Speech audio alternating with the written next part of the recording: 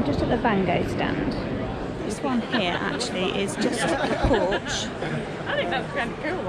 I've just been talking to the chap about it. It's only got one airbeam to put it up, and then just so you can put the side panels in extra. It's only 150 quid plus 60 quid for the side panels. But I'm not quite sure about the height of the van. I need to go and check the height of my door to see if it will fit, because that would be ideal for just wiping the dogs off and putting it up quickly and a short. So I think that's definitely worth considering. So yeah, that is the Vango, what's it called?